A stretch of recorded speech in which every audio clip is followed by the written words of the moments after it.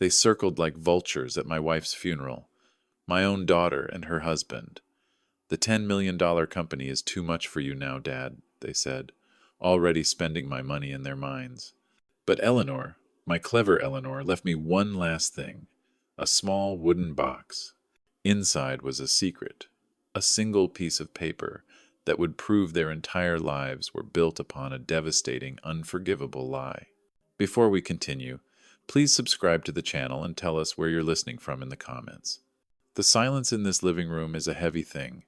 It's a physical weight that presses down, much heavier than the grief I thought I knew. I sit here, in the worn leather armchair that still holds the faint scent of Eleanor's perfume, and I let the memories come. They're not gentle anymore. They're sharp, like shards of glass. My daughter Jessica and her husband David, their words from yesterday still echo off these walls, poisoning every memory I hold dear. They want the house. They want to sell it, this place Eleanor and I built from nothing, this sanctuary of our lives. They want to put me in a home, a place called Golden Meadows, as if a pleasant name could cover the stench of abandonment. Their justification was simple, brutal. I am old, I am alone, and I am in the way of their inheritance. I look at my hands, resting on the arm of the chair. They tremble slightly. They are the same hands that wrote the check for $50,000, draining a significant portion of my 401k to send Jessica to a prestigious law school. I remember the pride swelling in my chest at her graduation, a pride so fierce it felt like it could light up the sky. She was going to be someone who fought for justice. The irony is a bitter pill to swallow. I remember a few years later, when she and David were just starting. She called me, crying, because their old car had broken down again. The next day, I drove a brand new, reliable $25,000 sedan to their apartment. Her squeal of delight was my reward. I told Eleanor that night, "It's worth every penny to see her safe and happy." We sacrificed. Oh, how we sacrificed. We weren't wealthy people, not by a long shot. We were careful. We planned. We put our children first. Always. I remember the year we planned a trip to Italy, a trip Eleanor had dreamed of since she was a little girl. We had the tickets booked, the hotels reserved. Then Jessica announced her engagement to David. The wedding she described was extravagant. A fairy tale. Eleanor and I looked at each other, no words needed. We canceled the trip. We ate beans and rice for 2 months straight. We funneled every spare dollar into that wedding, because seeing our daughter walk down the aisle, radiant and happy, was more important than seeing the Colosseum. I gave up my own small dream, too. The woodworking shop I always wanted to build in the garage, a place to smell the sawdust and create something beautiful with my own hands. The tools were too expensive, and the time would be better spent fixing things around the house. Always for them. And this is my reward, to be seen not as a father but as an obstacle. I look around the room. This house isn't just an asset on a balance sheet valued at $600,000. It's a living museum of our love. Over there, by the doorway to the kitchen, are the faded pencil marks tracking Jessica's height, from a little girl who barely reached my knee to a young woman who stood eye to eye with her mother. The grand oak tree in the backyard. We planted it from a sapling the day we brought Jessica home from the hospital. Now its branches shade the entire yard, a silent testament to the years we poured into this family. I glance at the mantel, at the large framed wedding photograph of Jessica and David. It used to make my heart swell. Now, it makes my stomach turn. I see it differently. I see the possessive grip David has on her arm. I see the fleeting, almost predatory glint in his eyes that I once dismissed as ambition, and Jessica's smile.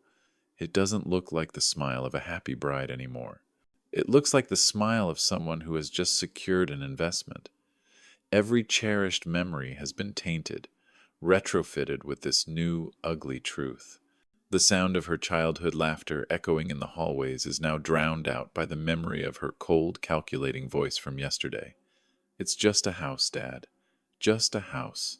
My entire world, our entire legacy, dismissed as mere bricks and mortar. The pain of her betrayal isn't a clean cut from a knife. It's a slow-acting poison, seeping into the past, corrupting everything it touches. The warmth of this home has been replaced by a chilling draft, a loneliness so profound it feels like the walls themselves are mourning what we've lost.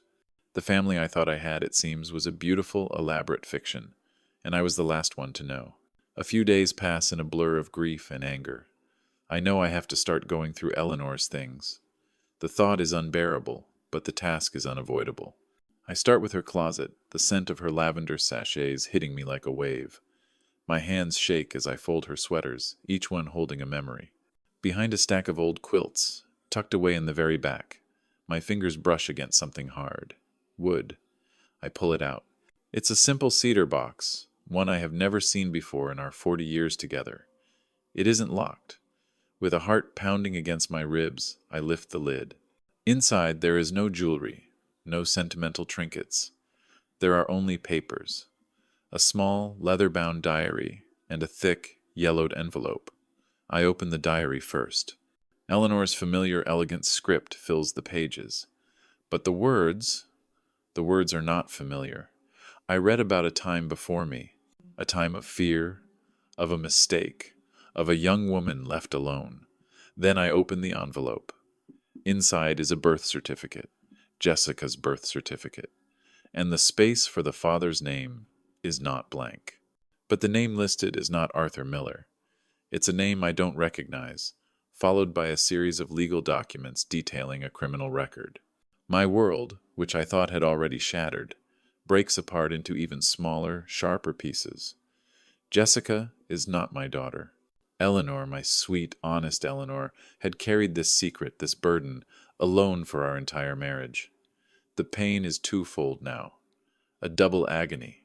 The betrayal from the child I raised as my own, and the crushing weight of the secret my beloved wife felt she had to keep from me. This isn't just a revelation. This isn't just more pain. I look at the papers in my hand. This is a weapon, a final protective gift from the woman I loved. As this new reality settles, a different memory surfaces.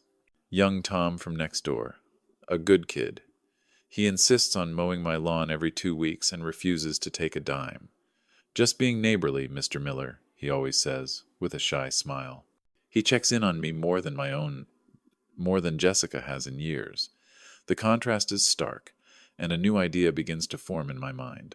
I sink back into the armchair, the papers spread on the coffee table before me. My first reaction is a wave of self-recrimination so powerful it almost knocks the wind out of me. How could I have been so blind? All the signs were there, weren't they?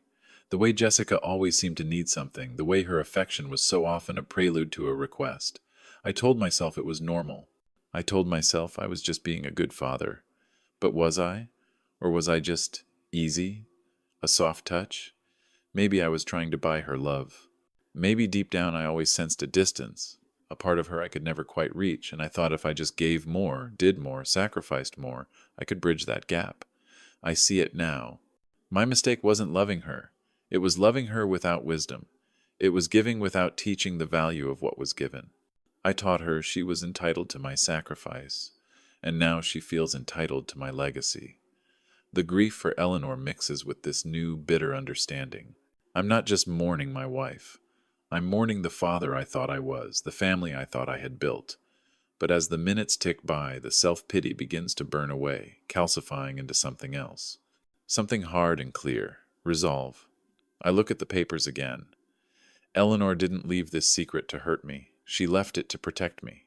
She must have known, on some level, what Jessica was capable of. She left me the truth as a shield. The game has changed. They think they are dealing with a grieving, broken old man. They are about to find out they are wrong.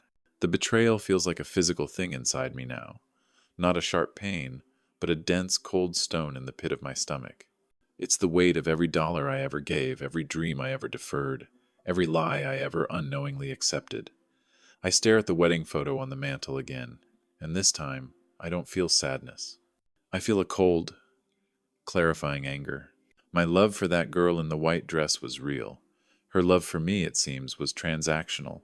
While I was building a family, she was building a case for her inheritance. My phone buzzes on the end table, breaking the silence. It's a text from Jessica. 4 simple, impatient words. Have you called the realtor? For a moment, my thumb hovers over the screen. The old me, the foolish, accommodating father, would have replied. would have made an excuse, would have tried to soften the blow. But that man is gone. He died yesterday, right here in this room. With a steady hand, I press and hold her message, and I delete it without a reply. It's a small act, almost insignificant. But it feels like a declaration of war. It's the first time in a long time I have put my own peace of mind before her demands. It is the first step in taking back control. I stand up and walk to the window, looking out at the rain that has started to fall, streaking down the glass like tears. This house, my fortress of memories, now feels like a battlefield. The quiet is no longer peaceful. It's the tense silence before an attack. The familiar tick-tock of the grandfather clock in the hall, a sound that has comforted me for decades, now sounds like a timer counting down. Counting down to what? I'm not sure. A confrontation? A final, heartbreaking severing of ties? I don't know the exact path forward, but I know the destination. Justice. For me, for Eleanor. For the legacy of love and hard work they are trying to erase. I look at the cedar box on the table, then at the telephone on the wall. The fear is still there, a low hum beneath the anger, but it no longer paralyzes me. It fuels me. They thought I was a relic of the past, a chapter to be closed. They have no idea that I am about to write the ending to this story, and it will not be the one they are expecting. I pick up the phone. My hand is perfectly steady. I don't dial Jessica's number. I dial my lawyer. "Robert," I say, my voice clear and strong. "It's Arthur Miller. We need to talk. Immediately." If you're still watching and find this story interesting, please comment 1 below to let me know you're here with me. The next morning I woke up before the Sunday. For the first time in weeks I didn't wake up to the crushing weight of grief. I woke up to a cold, clear purpose. The man who had sat paralyzed in his armchair, lost in a fog of sorrow and betrayal, was gone. In his place was someone else, someone harder. Someone who had been given a map and a weapon by the woman he loved, even from beyond the grave. My first call was not to Jessica, not to David, but to Robert Shaw, my lawyer for the past 30 years. My voice, when I spoke, didn't waver. It was steady, devoid of the tremor that had plagued it since Eleanor's passing. "Robert," I said, bypassing the usual pleasantries. "It's Arthur Miller. I need to see you this morning. It's urgent. There's been a significant development regarding my estate." There was a pause on the other end, then Robert's reassuring, professional tone. "Of course, Arthur. Come in at 10. As I placed Eleanor's cedar box into my old leather briefcase, the clasp clicking shut with a satisfying finality, I felt a surge of control I hadn't felt in years. My hands, which had trembled just holding a coffee cup, were now rock steady. The journey to Robert's office took me past the First National Bank. On impulse, I pulled into the parking lot. This was not part of the plan, but it felt right. It felt necessary. I walked up to the counter to a young teller named Maria. She had always been kind to Eleanor and me. "Mr. Miller," she said, her smile gentle and sympathetic. "It's so good to see you, but I'm so sorry for your loss." Her genuine compassion was a stark contrast to the cold calculation I had seen in my own daughter's eyes. It was a kindness from a stranger that felt more familial than anything I had received from my own flesh and blood. "Thank you, Maria," I said, my voice softer now. "I need to inquire about a joint savings account, the one I share with my daughter, Jessica. The account was something I had set up for her years ago, a safety net. I had deposited $200,000 into it after selling some company stock, telling her it was for her future, for my grandchildren, a future that now seemed like a cruel joke." Maria pulled up the details, her brow furrowed slightly. "Of course, Mr. Miller. How can I help?" My heart pounded, but my voice remained calm. "I would like to place an immediate freeze on that account. No withdrawals, by anyone, until further notice from me or my attorney." Her eyes widened slightly, but she was too professional to ask why. She simply nodded. "I can do that for you right away, sir. Is everything all right?" I looked at this young woman, a person who owed me nothing but common courtesy, yet showed me more respect and concern in that brief moment than my own child had in weeks. The injustice of it all solidified my resolve. "Everything," I said, meeting her gaze, "is finally starting to be." Walking out of that bank, the crisp morning air felt different. It felt like the air of a new day, a new beginning. The first move on the chessboard had been made. It was a small move, but it was mine. That evening, they came to my house as if summoned by my newfound resolve. Jessica and David arrived just after 7, bearing a store-bought apple pie, a pathetic olive branch that reeked of insincerity. They sat on the sofa opposite my armchair, the very same sofa where Eleanor and I had spent countless evenings. Their presence now felt like a violation, a desecration of sacred ground.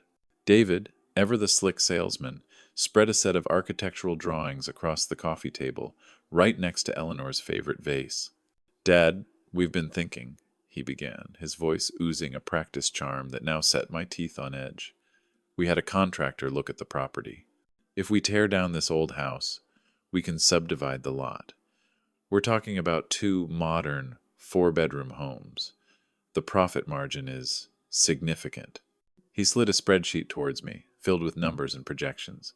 All I saw was the demolition of my life, quantified in dollars and cents. Jessica chimed in, placing a hand on my arm. A hand that felt cold, alien. "It's a lot to manage, Dad. The upkeep, the taxes. This way, you'll have a beautiful brand new apartment in the best assisted living community, Golden Meadows. No worries, no chores. And you'll have a substantial nest egg. It's what's best for everyone." I remained silent. I let them talk. I watched as they tag-teamed their pitch, painting a picture of my serene decline while they ascended to a new level of wealth built on the rubble of my home. I looked directly into Jessica's eyes, searching for a flicker of the little girl I had raised, the one who cried when her hamster died, the one who made me clumsy macaroni necklaces for Father's Day. But she was gone. In her place was a stranger, a woman whose eyes held a desperate, hungry gleam. And in that moment, I saw it. It wasn't just greed. It was fear. She was afraid this plan wouldn't work. She was terrified of something. The realization was a jolt of electricity. They were not in control. They were desperate. I had spent my life seeing what I wanted to see. A loving daughter. But stripped of that illusion, the truth was stark and ugly. This wasn't about my well-being. This was a rescue mission for their own failing lives. CTA, call to action. That single, silent observation changed everything. I finally understood the real motivation behind their cruelty. It was the moment I saw the truth. If you have ever had a moment where you saw the absolute, unvarnished truth about someone, comment the word truth below. They must have mistaken my silence for defeat. Jessica, sensing an opening, played what she thought was her trump card. She reached into her purse and pulled out a worn, folded letter. It was Eleanor's handwriting. "I found this while I was cleaning out Mom's desk," she said, her voice adopting a sorrowful tone. "She wrote it years ago. She talks about how she worried about you being all alone in this big house." She began to read a carefully selected passage, her voice cracking with false emotion, about Eleanor's supposed wish for me to be in a safe, managed environment. It was a masterful performance. A cheap, theatrical manipulation, using my late wife's words as a weapon against me. But it didn't work. Because I knew Eleanor. I knew her heart, her soul, and I knew she would never, ever want this. They had to dig through the bones of our past just to find a splinter of justification for their greed. The thought was nauseating. I simply looked at her, my face a mask of calm. "Is that all?" I asked, my voice even. The simplicity of the question seemed to throw them off. David cleared his throat. "Well, Dad, we'd like to move on this quickly. The market is hot. We need your signature." He pushed a document toward me. "Power of attorney. The final nail in my coffin. I didn't touch it. I just let it sit there, a testament to their audacity." I said nothing. I just watched them. And in their growing discomfort, in their shifting eyes and forced smiles, I found a strange, cold satisfaction. The game was just beginning. My meeting with Robert the next day was a whirlwind of legal strategy. I sat in the plush leather chair opposite his mahogany desk, the cedar box resting between us. I told him everything. I left nothing out. The $50,000 for law school, the $25,000 for the car, the canceled trip to Italy, the demands, the threats, and finally, the contents of the box. I watched as his professional demeanor slowly cracked, replaced by a look of stunned disbelief, then righteous anger. He read the documents from the box, his eyes scanning the birth certificate, Then the criminal record of the man listed as Jessica's biological father. Arthur, my God, he breathed, looking up at me. Eleanor carried this all these years? I simply nodded, the shared grief for her strength and her silence passing between us. But Robert, ever the lawyer, quickly shifted from sympathy to strategy. This changes everything, he said, his voice now sharp and focused. Her legal claim as your heir is complicated, to say the least. But he didn't stop there. He leaned forward, a glint in his eye. You've given me an idea. They want to play dirty? Let's see how they like it when we dig into their own secrets. While I was there, his paralegal did a quick public records search on David. It didn't take long. Well, well, Robert said, spinning his computer monitor around for me to see. It seems your son-in-law hasn't been entirely truthful about his financial situation. On the screen was a list of liens and judgments against David's name, credit card debt, an unpaid car loan, and the big one, a series of cash advances from high-interest lenders. He was in debt up to his eyeballs, nearly $200,000 in the red. It all clicked into place, the desperation, the rush to sell the house. It wasn't about building wealth. It was about plugging a massive, sinking hole in their finances. This is our leverage, Robert said. This is our Konat Chubai. He turned back to his desk. But we won't show our hand just yet. I left Robert's office that afternoon with a plan, a concrete, step-by-step strategy that felt as solid and real as the pavement beneath my feet. The first part was quiet, defensive. Robert would file the necessary injunctions to prevent any action against my assets. The house, the company, the bank accounts, all of it would be locked down tighter than Fort Knox. The second part was proactive, offensive. Robert began drafting a new last will and testament for me, a document that would reflect the new reality of my life, a document that would be my final word. As I drove home, my phone buzzed again. Another text from Jessica. Dad, we need to talk about the papers. This is serious. I looked at the message, and for the first time I smiled. A grim, joyless smile. They thought they were in the driver's seat, pushing me towards a cliff.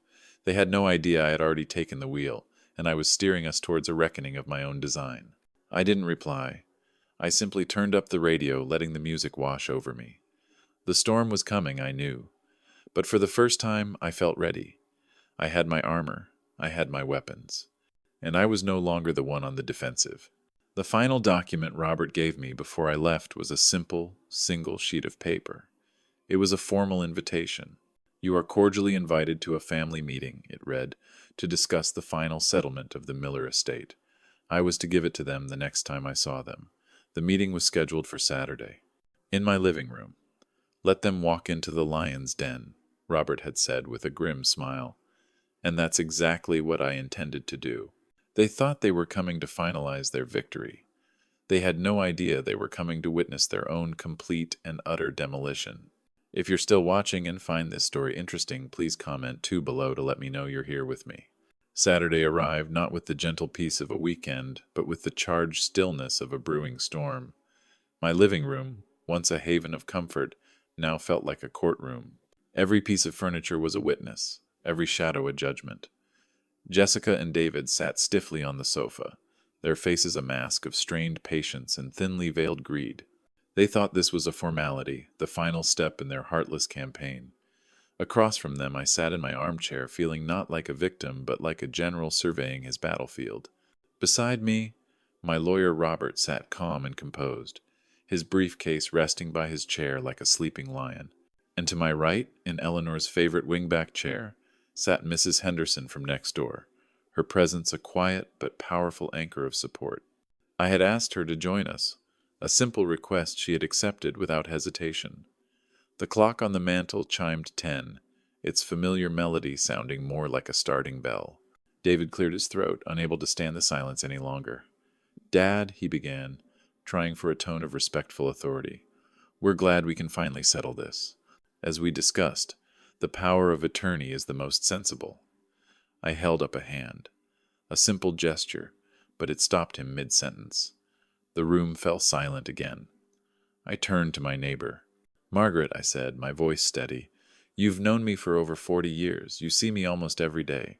In your honest opinion, over these past few weeks, since Eleanor passed, have you seen any sign that I am confused? That I am incapable of managing my own affairs, Mrs.? Henderson, a woman of few words but immense integrity, looked directly at Jessica and David, her gaze unflinching. Arthur, she said, her voice clear as a bell, you've been grieving, yes, but you are as sharp as you've ever been. Sharper, perhaps. She then turned her gaze back to me. And for what it's worth, I've also seen how little your family has been here to support you in that grief. Jessica flinched as if struck. David's jaw tightened. The first stone had been cast. Their primary strategy, to paint me as a senile old man who needed to be managed, had just been dismantled by a trusted, impartial witness. They hadn't anticipated that I wouldn't be fighting this battle alone. My allies were not just lawyers with documents. They were good people with honest eyes. I let the weight of Mrs. Henderson's words settle in the room before I spoke again. Thank you, Margaret. I then turned my attention to David, my voice remaining level, almost conversational. David, before we discuss my affairs, I was hoping you could clarify something for me. I've been reviewing some of my finances, and I couldn't help but notice some inconsistencies. I paused, letting the word hang in the air. It seems you're a man who enjoys taking risks. A bit of a gambler, perhaps? The color drained from David's face. His confident smirk vanished, replaced by a flicker of pure panic. Jessica looked at him, a line of confusion creasing her brow. What is he talking about, David? She asked, her voice sharp. I didn't wait for his answer. I reached into my briefcase and retrieved a single, neatly folded document. It wasn't from Eleanor's box. This was the fruit of Robert's research. I placed it gently on the coffee table. It was a consolidated report of David's outstanding debts. $200,000, I said, my voice quiet, but carrying to every corner of the silent room. That's a significant hole to be in, son. Credit cards, personal loans from less than reputable sources. It looks like your luck has run out. Jessica snatched the paper. Her eyes scanned the page, growing wider with each line item. The carefully constructed facade of their perfect, successful life was cracking right before my eyes. Gambling debts? She whispered, her voice a mixture of disbelief and horror. She looked at her husband, not with love or support, but with the dawning realization that she had tethered her future to a sinking ship. You told me it was a bad stock investment. You swore to me. David stammered, trying to find his footing. It's a misunderstanding, a temporary cash flow issue. This has nothing to do with anything. But the seed of doubt had been planted. Their united front was crumbling, their trust in each other corroding under the harsh light of the truth. They were so focused on my perceived weakness that they never considered I might look into theirs. And their weakness, it turned out, was a chasm of lies and desperation. Oh, but it has everything to do with everything, I said, my voice cutting through his pathetic excuses. It explains the rush. It explains the pressure. It explains why you're so desperate to sell this house. My home, out from under me. I let that sink in. I watched Jessica look from the debt report to her husband, then to me, her mind racing, connecting the dots. The betrayal was no longer just against me. It was between them. He had lied to her. He had put their entire future at risk, and he had used her grief and her relationship with me as a tool to try to bail himself out. This was the moment the foundation of their conspiracy turned to sand. Their partnership wasn't built on love or loyalty. It was a business arrangement built on my assets. And when one partner was revealed to be a liability, the entire enterprise began to collapse. I didn't raise my voice. I didn't need to. The truth was shouting for me. I watched them, two people who had entered my home with such arrogance, now flailing in a panic of their own making. David tried to recover, turning to Jessica with a pleading look. Honey, we can sort this out later. Let's just focus on what's important here. My father's what? Jessica snapped, her voice trembling with rage. His best interests. Is that what this is? Or is this about paying off your debts with my inheritance? The word hung in the air, ugly and raw. The very thing she had been so eager to claim now sounded like a curse. The first real fissure had appeared, splitting their united front down the middle. They were no longer a team. They were two co-conspirators who had just realized they couldn't trust each other. The internal collapse had begun, far more satisfying to watch than any shouting match could ever be. I had exposed not just their greed, but the rotten core of their relationship. Inheritance is an interesting word, I said softly, drawing their fractured attention back to me. It implies a right, a legacy passed down through blood. I leaned forward, my eyes locking onto Jessica's. And that's what we really need to talk about. Not about money, not about houses. Let's talk about blood. Let's talk about family. I reached for the cedar box, placing it on the table next to the damning debt report. The air in the room grew thick, heavy with unspoken questions. Jessica stared at the box as if it were a venomous snake. With deliberate slowness, I opened the lid. I didn't reach for the diary. Not yet. I reached for the single, yellowed document tucked inside. The official copy of her birth certificate. I placed it on the table in front of her. I believe you've only ever seen the amended copy, I said. The one Eleanor and I filed when I legally adopted you. But this is the original. David, seeing a potential distraction from his own predicament, grabbed the paper. He read it, his eyes scanning the lines, and then he froze. He looked up not at me, but at his wife, his face a mask of utter shock and revulsion. Who is this man? He stammered, pointing a trembling finger at the name listed under father. Jessica's face went ashen. It was a secret she had clearly known, a foundational lie she had maintained for years, even to her own husband.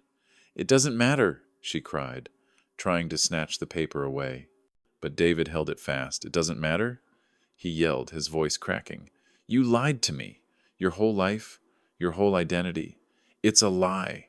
They were at each other's throats now, the thin veneer of their marriage dissolving into accusations and raw fury. He saw her not as his partner, but as a fraud. She saw him not as her husband, but as a weak, indebted fool who had been exposed. I had barely said a word, yet their carefully constructed world was imploding.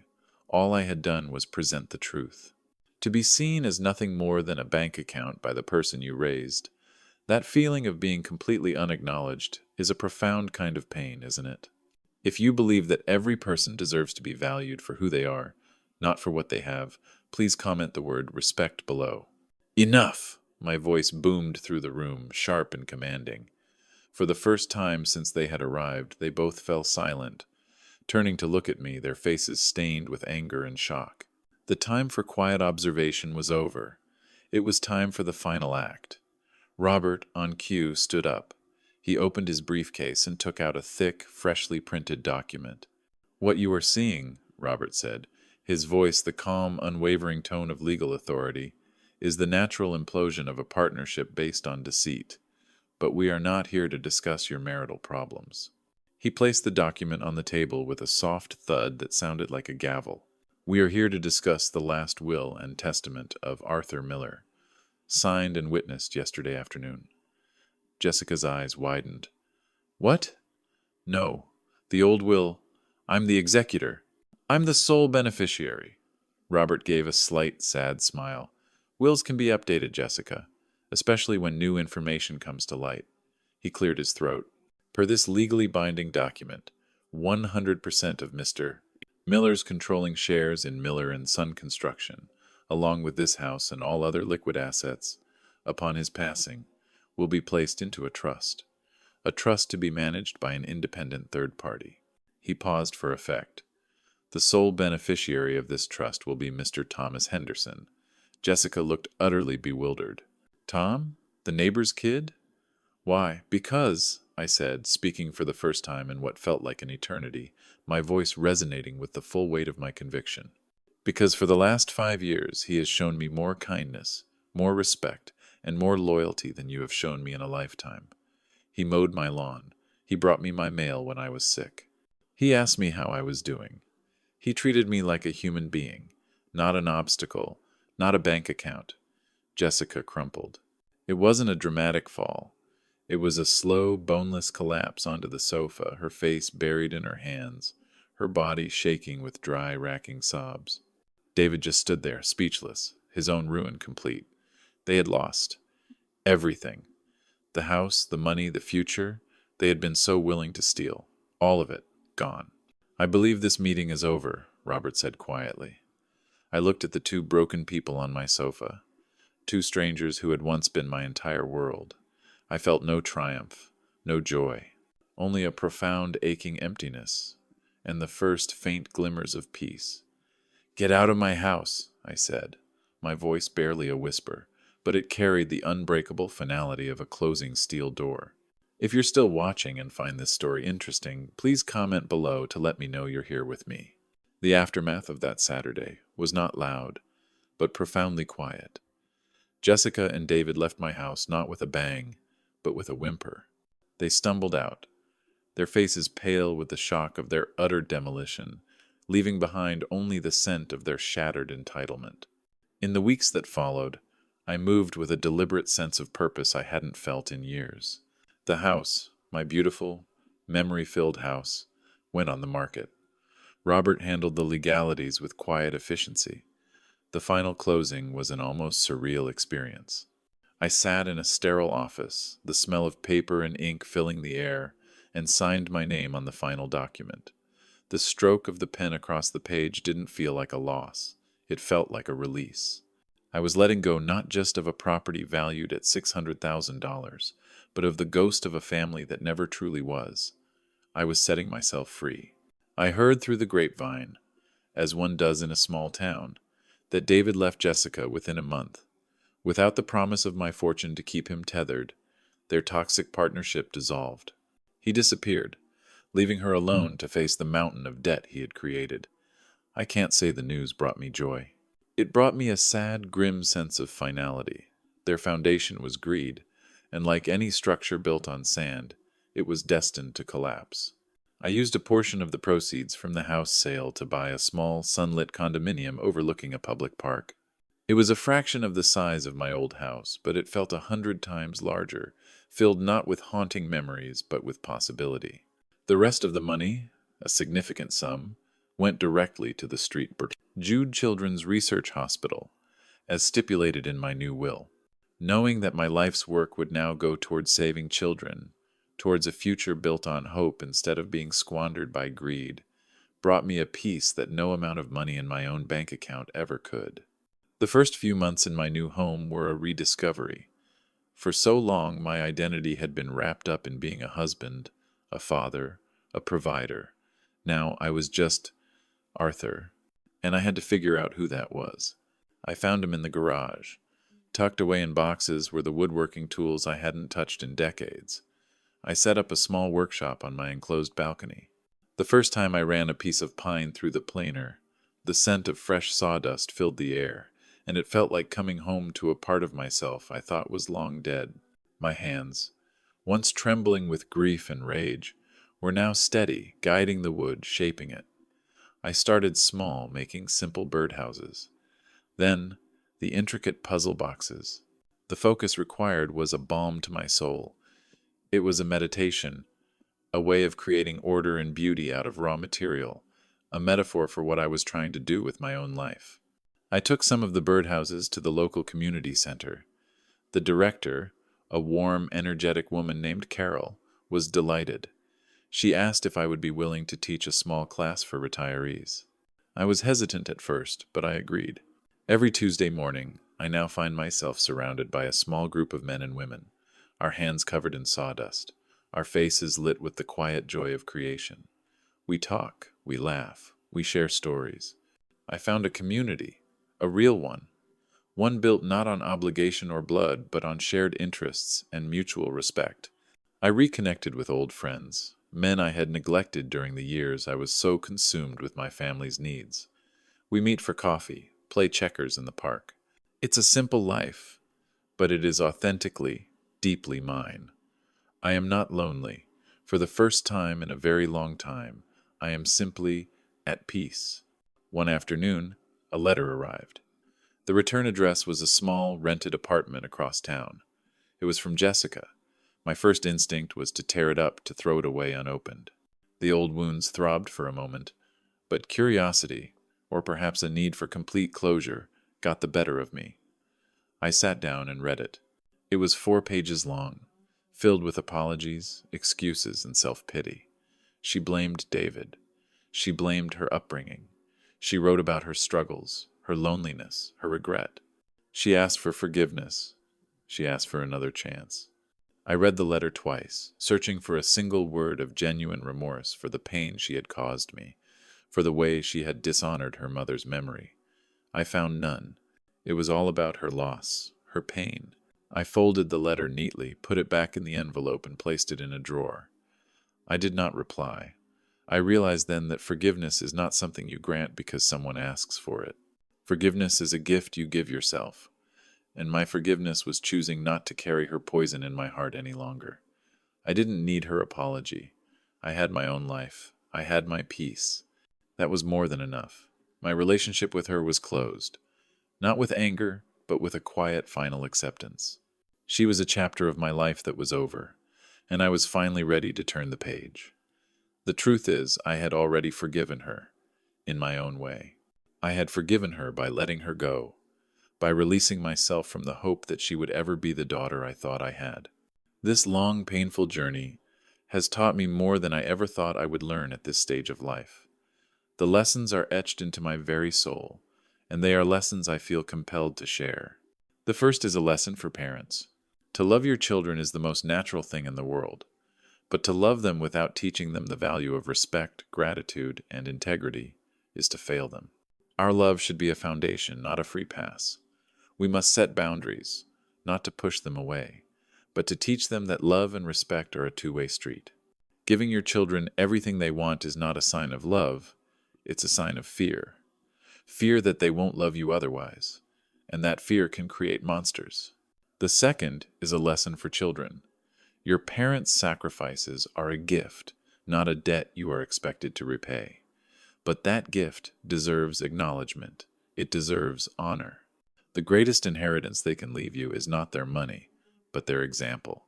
To squander that for material gain is to lose the only part of them that can truly live on inside you. Greed is a fire that consumes everything, and eventually it will consume the one who wields it. Finally, I have learned a profound lesson about human nature in this modern world. We are taught to value things, houses, cars, bank accounts, but I have learned that a person's character is their only true asset. Integrity is the only currency that never loses its value. And family, well, family is not always about blood. True family is the people who show up, the ones who respect you, the ones who celebrate your strength and support you in your weakness. They are the neighbors who mow your lawn, the friends who listen, the community that welcomes you. That is the family I have now, a family I chose, and who chose me. My days now have a gentle rhythm. I wake up, I drink my coffee while watching the sun rise over the park. I spend a few hours in my workshop, the smell of cedar and cherry wood filling the air. Some afternoons I volunteer at the local senior center, not the one they chose for me, but one where I help others. I started a small program there, using my life savings from the account I had once set up for Jessica, the $200,000, to help seniors on fixed incomes with emergency home repairs. A leaky roof, a broken furnace, a wheelchair ramp. Using that money, once tainted by greed, to provide safety and warmth for others, it feels like a form of poetic justice. It feels like I've laundered the pain into purpose. It's not just about charity. It's about turning my own experience of vulnerability into a shield for others. I am taking the worst thing that ever happened to me and using it to do the most good I can. The other day, while walking through the park, a little girl, no older than 5, ran up to me, her face beaming. She pushed a slightly wilted dandelion into my hand. "For you," she said, before running back to her mother.